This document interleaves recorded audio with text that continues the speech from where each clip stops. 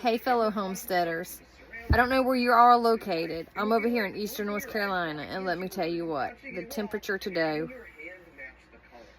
the low was 17 and the high was 35, and I don't think it ever got to 35. I only saw it 34, and it has already dropped back down below freezing. Of course, you know we had water issues with the animals.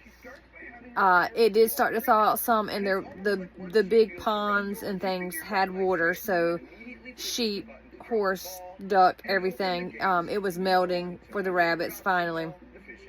We gave lots of fruit to our rabbits, and the chickens too.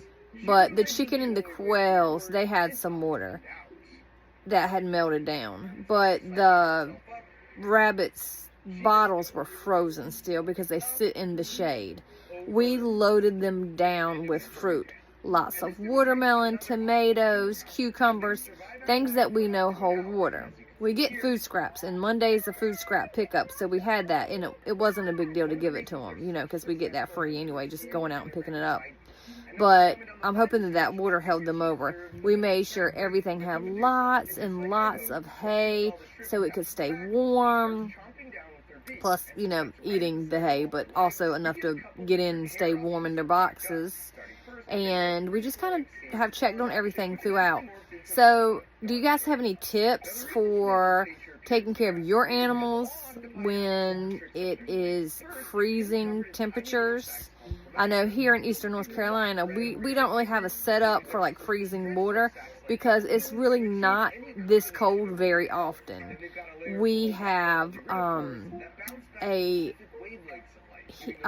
wire that goes on a water hose that keeps it thawed out up front, but it's about 3-4 acres back where most of the animals are.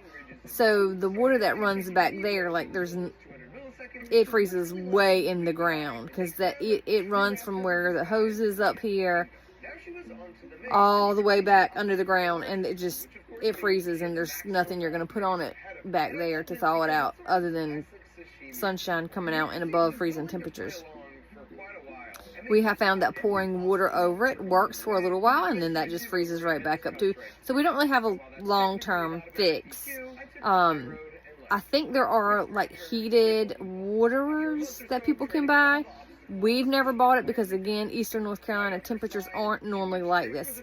But I would love to hear from some of you, what do you do when temperatures are freezing with your animals? Thanks, guys.